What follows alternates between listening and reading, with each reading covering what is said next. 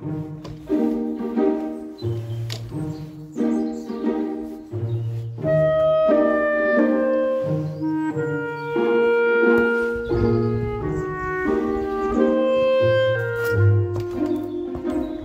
tout le monde et bienvenue au jardin de Latine. Aujourd'hui, je vous propose qu'on fasse un tour de jardin. On va faire un point après les inondations sur le potager. Ouais, il y a du boulot, énormément de boulot et je suis même pas sûre encore de vouloir m'y mettre. J'ai peur que d'autres inondations arrivent. Voilà, en attendant, je vais déposer ça aux poules, elles l'ont bien mérité. Et après, je vous emmène au potager. Ça, c'est pour vous, les gourmandes. Qui va être la maligne qui va faire le tour? Au passage, je vous montre la clématite Armandia. Regardez comme elle est belle. Je vous dis pas l'odeur, ça sent trop bon. Allez, au potager. Mon potager, est-ce que vous arrivez à distinguer le potager un petit peu? C'est un peu la catastrophe. Regardez la hauteur de l'herbe. Et puis là, voilà, on entend. Voilà, l'eau est là. Regardez. Mes bulbes de Camassia camache qui sont même exposés ici. Il y a des algues. Il y a un boulot énorme. Regardez même les débris végétaux. Alors pour ceux qui n'ont pas vu les vidéos, je vais faire un petit récapitulatif. On va revenir un peu en arrière.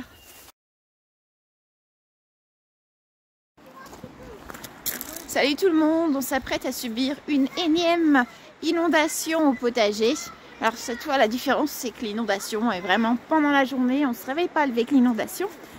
Et c'est impressionnant de voir le niveau de l'eau qui monte même s'il ne pleut plus. Le niveau de l'eau augmente.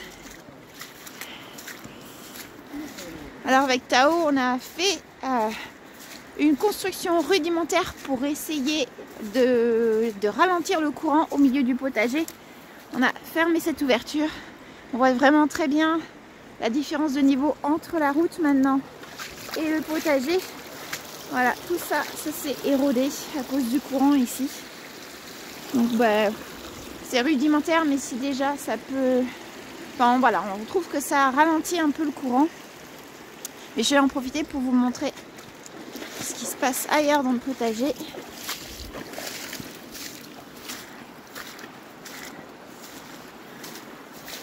Voilà, vous voyez toutes les plates-bandes.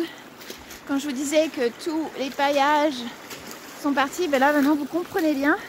D'ailleurs on n'a pas pu tondre, hein. Voilà, l'herbe est en train d'envahir. Alors, il y a quelques bordures qui sont parties en bambou. Je me demande comment mes arbres fruitiers vont survivre. Voilà, regardez. L'eau là, ma structure. Ça coule partout. Je pense que aucune plate-bande n'a été épargnée. Celle du haut peut-être un petit peu. Et encore. Oula, faut que je fasse attention.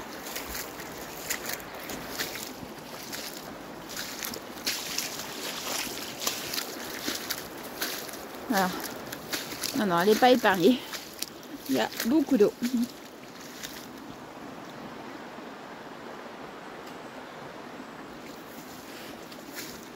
Ça passe de partout. Ça passe par là, le ruisseau. Et après, ben, ça s'infiltre partout sur le bord.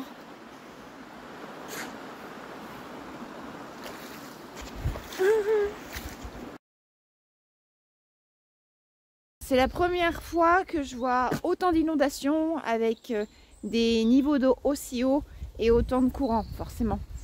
Voici le petit ruisseau qui, il y a 2 ans, était complètement à sec au milieu de l'été. Même que des pêches de secours avaient dû être organisées. Et donc voilà, ça c'est le lit normal du ruisseau. Ça, il fait le tour, passe derrière cette parcelle qui ne nous appartient pas et continue là-bas. Seulement, voilà, il y a eu des inondations avec épanchement d'eau ici et ça passait. On le voit bien sur cette zone-là, à travers mon potager. Alors, première chose, eh bien, il y a une accumulation de débris végétaux ici. Alors, ça ne me dérange aucunement. Dans l'ensemble, ça a fait légèrement barrage et ça a permis, eh bien, de limiter l'inondation. Mais à certains endroits, c'était plutôt catastrophique car le niveau de l'eau montait au niveau du chemin. Et là, où on a créé un accès, eh bien, l'eau s'engouffrait et avec le courant, eh bien, a complètement érodé cette partie-là. On voit les bulbes qui sont exposés. Donc, lors de la dernière inondation, avec Tao, on a créé un barrage en mettant un grillage et on a accumulé des matériaux afin de limiter le courant et surtout de le déporter hors de cette partie-là. On a essayé de le déporter plus ici. Voilà. Cette partie-là, je m'en fiche qu'elle soit inondée. Le problème, c'est que le courant était vraiment sur les parcelles de culture et que tous les paillages sont partis avec le courant. J'ai maintenant une terre qui a été mise à nu.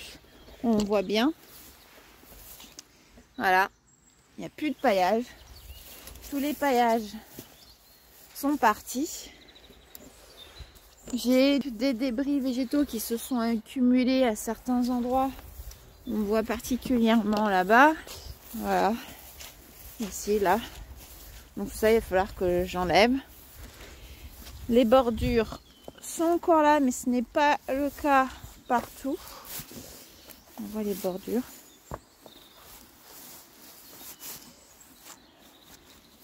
Mais là, j'avais des fraisiers, là. J'avais plein de choses. Les chevreuils sont passés par là. Mais je pense que aussi il y a pas mal de bulbes qui ont peut-être été emmenés par le courant. Et voilà, donc cette parcelle-là, on voit bien la différence ici. On voit la terre mise à nu et il reste un petit peu de paillage ici. Oui. Ce carré-là là, a été plus préservé, légèrement plus en hauteur. Donc voilà, c'est ce que j'avais avant. J'avais ça. Voilà. J'avais ça. Surtout mes carrés ici.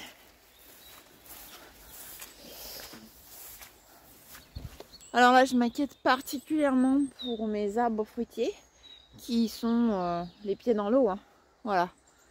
Donc jusqu'ici, ils ont résisté. Après, j'ai l'impression qu'ils sont en train de débourrer là.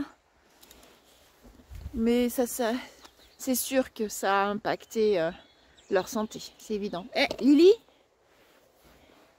Lily, qu'est-ce que tu fais?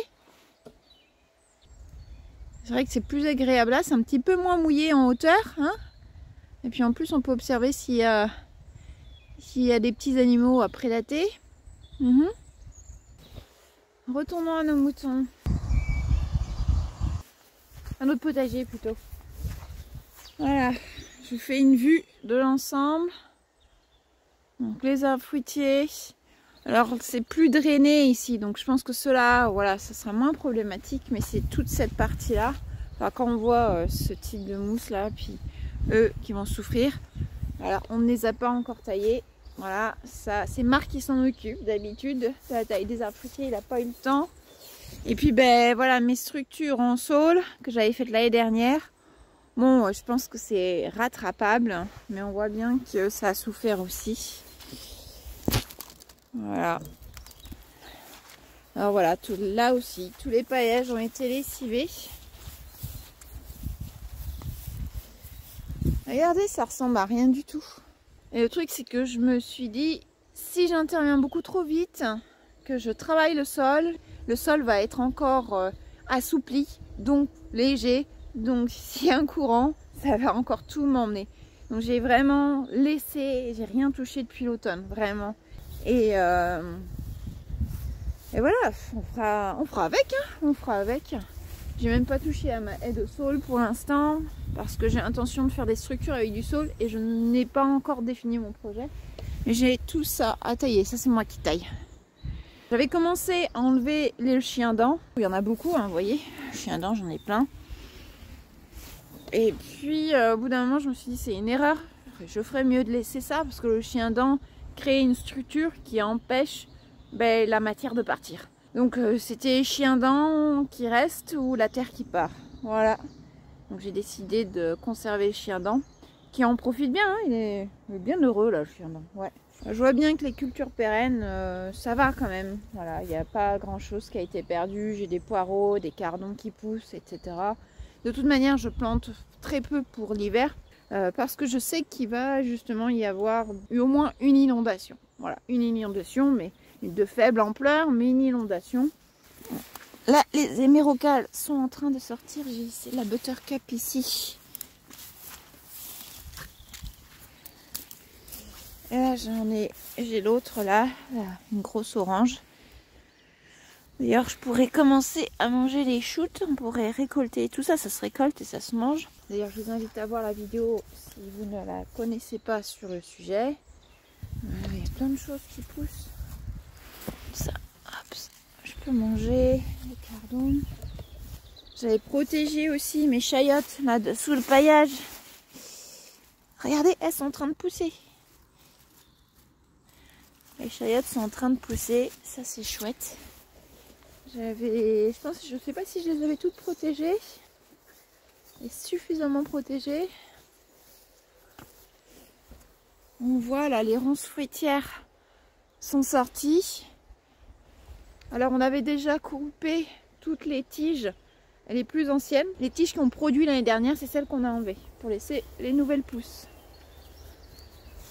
Alors, regardons si les chayottes la poussent. Peut-être un peu trop tôt. J'espère que j'ai assez protégé. Regardez, les poires de terre. Hop. Le lierre qui se met partout. Les orties. Le lierre terrestre.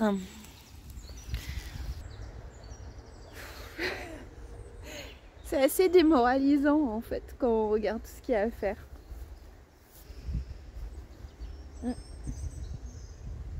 Après ça se fait, je vais y aller au fur et à mesure. Je vais commencer par une plate-bande et puis une plate-bande à la fois. Voilà, on va se concentrer sur ça. Je pense qu'une fois que Marc aura passé le rotofil, ce sera beaucoup mieux. Mais ouais, j'ai pas envie de me précipiter, vraiment pas envie de me précipiter. Par contre, ma structure en noisetier, regardez, impeccable. Elle n'a pas bougé. Franchement, c'est solide.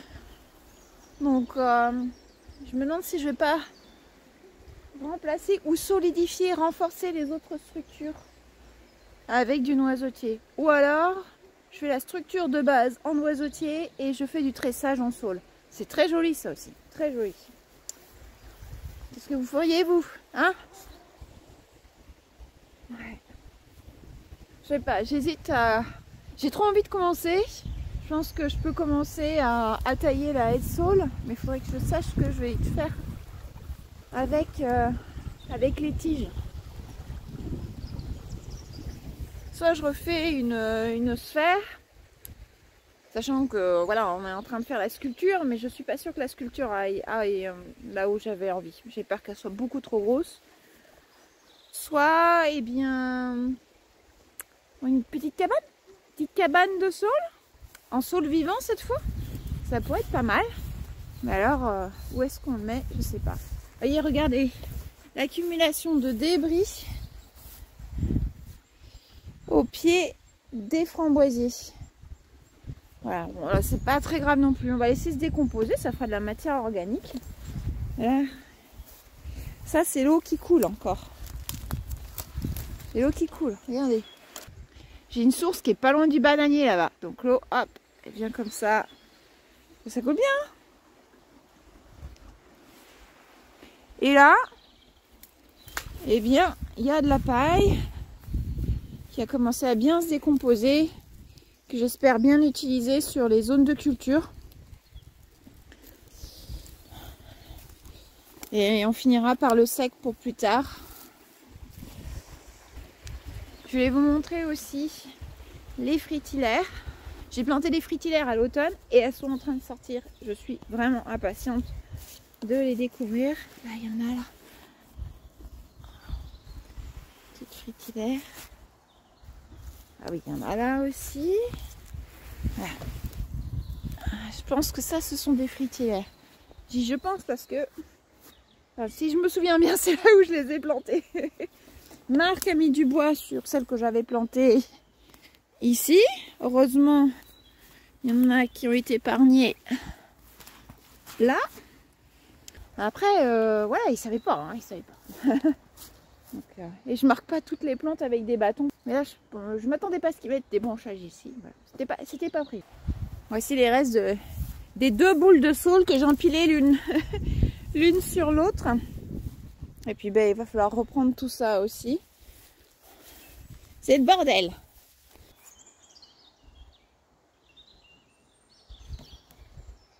Ça n'empêche pas les oiseaux de chanter. Je sais pas si vous avez remarqué ma petite addition sur ma clôture. Attendez, je vous remontre.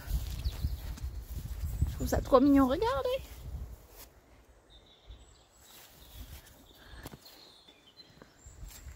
Qu'est-ce que vous en pensez? Ils sont mignons, hein? Bon allez, je vous montre ce que j'ai fait ailleurs au jardin. J'ai commencé à désherber, à pailler certains massifs. Là où j'ai le plus de travail, c'est à l'arrière de la maison. J'ai commencé à pailler ici. J'adore mes petites tulipes là qui commencent à sortir. Les pivoines, je ne sais pas si vous les voyez. Juste là, là. Ah, ça, ce sont en rouge, les pivoines. Vous voyez là? Hop, les petites pousses. Regardez là, on les voit bien les pivoines de ce côté. J'ai commencé à pailler, j'ai pas eu le temps de finir de pailler ici. Là j'ai un massif, franchement, je fais presque pas d'entretien sur cette zone là. Ça gère très très bien tout seul. Vraiment pas d'entretien, presque pas de mauvaises herbes, c'est vraiment super ponctuel.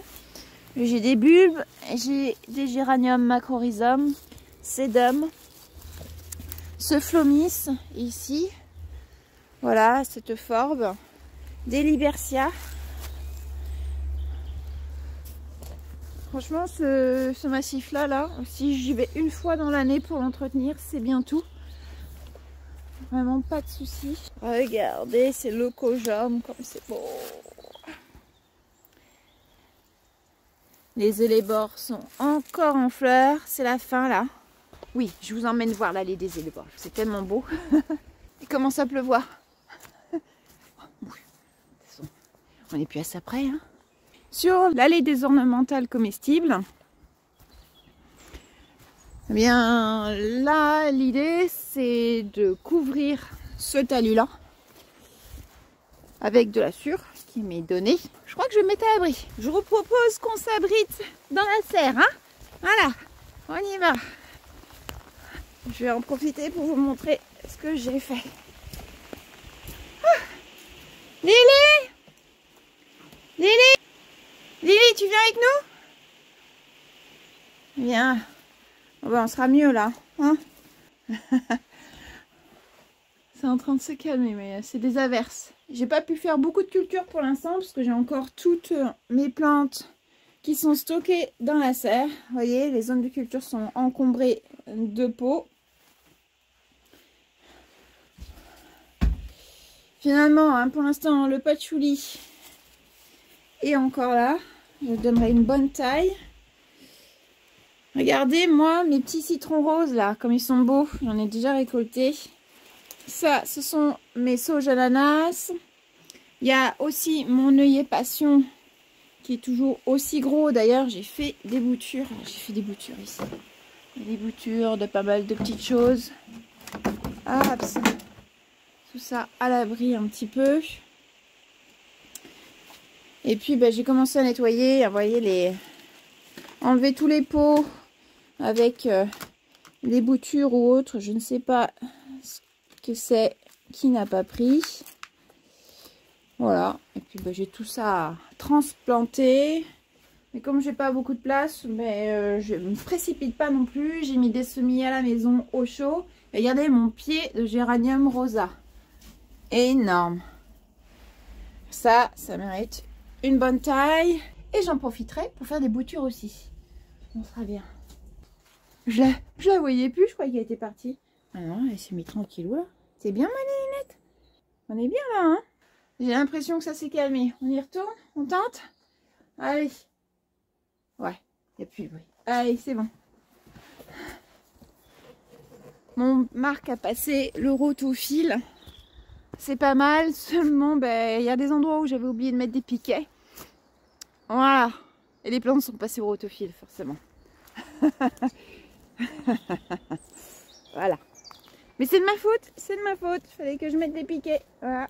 Quand on passe au rotofil et qu'il y a des plantes qui font 60 cm de haut, forcément une plante toute petite qui est à travers, même si je l'ai un petit peu dégagée, mais elle se voit pas. Hein. Un coup de rotofil, tac, quick.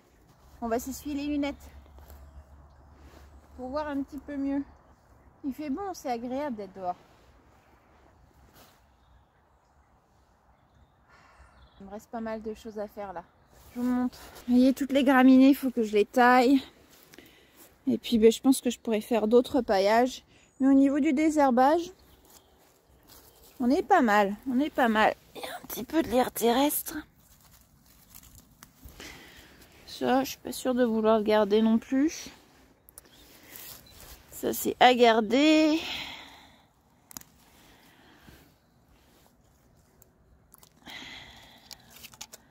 Regardez, polémonium. Ça doit être ça le polémonium.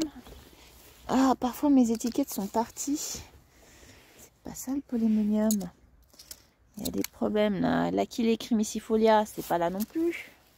Vous l'avez vu? Ouh, il y a eu des mouvements d'étiquette, j'ai l'impression. L'Achillea crimicifolia, je vous la montre. C'est celle-ci. Voilà. Alors l'avantage de cette Achillea, c'est qu'elle reste persistante en hiver. Alors ça peut être ça, mais à moins que le pied soit mort là-bas, je sais pas. Les iris sont sortis beaucoup trop tôt. Regardez, ils ont brûlé. Alors en face, je vais commencer à pailler. Alors à certains endroits, j'ai mis des cartons, comme ici, on voit bien. Ouais, d'ailleurs, on voit le carton qui dépasse ici. Puis à certains endroits, j'avais pas de carton. On voit bien aussi. Ça passe à travers. Voilà. Alors là, j'ai demandé à Marc de passer le rotofil. Je vais aller chercher des cartons. Je mettrai du carton et la sûre par-dessus. Voilà.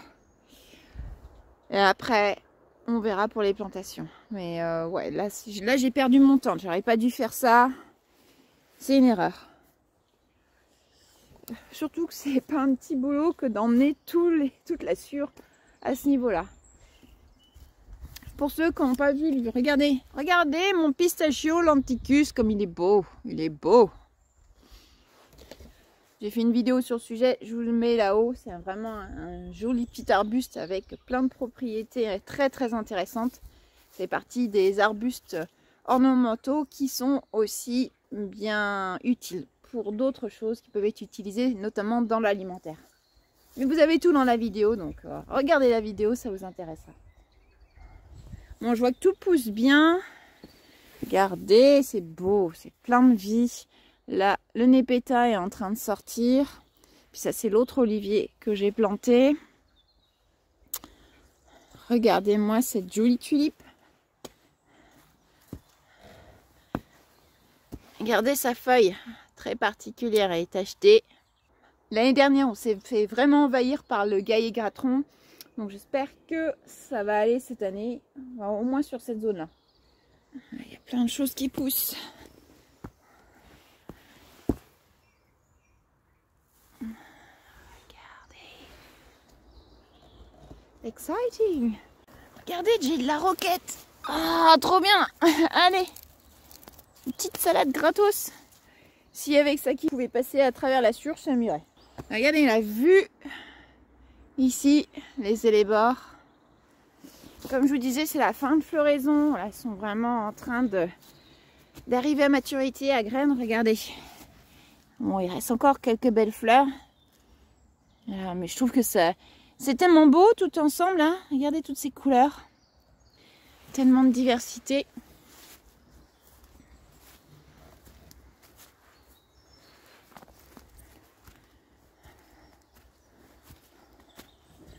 Je suis très contente car l'année dernière j'ai fait l'acquisition de plusieurs élébores de collection et il y en a une qui a fleuri cette année.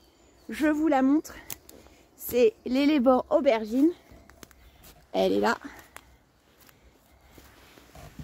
Regardez. Viens, ma chérie.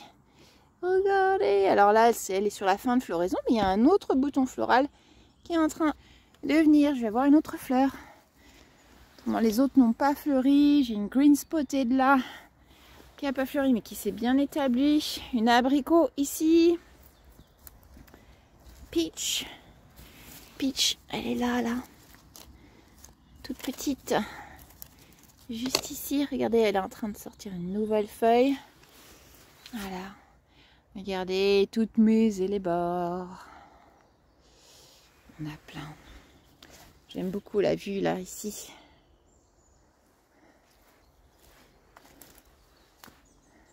J'en ai quelques doubles. On a une double ici. C'est puis là. Et les pétales. Et je trouve que toutes ces couleurs, ça va tellement bien. Enfin, ça harmonise tellement facilement ensemble.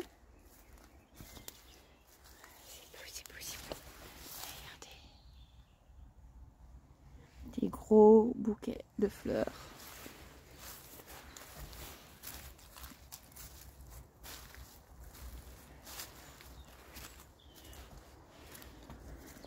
Je me régale de me promener là. Regardez la taille de ces fleurs là. Je fais gaffe où je marche, il y a des bébés partout. Un bébé, les bords. Regardez celle-ci là. C'est pas ravissant.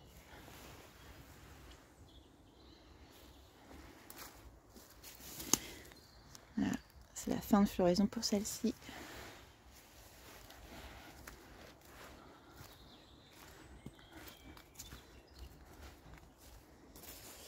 Regardez ces gousses. Ça va me faire des graines. Je vais avoir plein de bébés. Ça va tous se ressemer là. Je me disais que j'allais peut-être en rajouter ici pour créer une vague. Voilà, surtout qu'il en reste encore pas mal dans l'autre jardin à planter. Donc ouais, je me disais ici là une belle vague. Je sais pas ce que vous en pensez. Je recule un peu. Je monte de l'autre côté. D'ici, vous voyez, ça fait un peu vide là.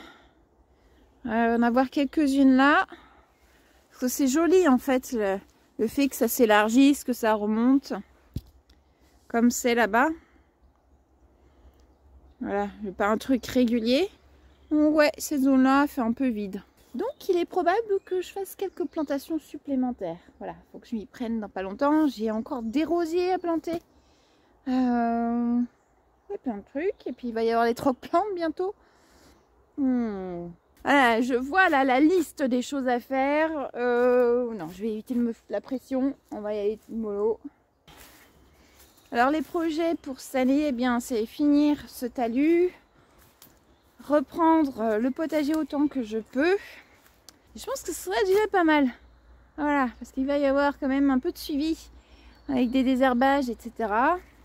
Donc je vais pas non plus m'imposer trop de choses. Et j'ai des projets, d'autres projets aussi, mais je sais pas si ça sera pour cette année de créer un jardin sur cette partie-là. Est-ce qu'on fera ça? Je ne sais pas.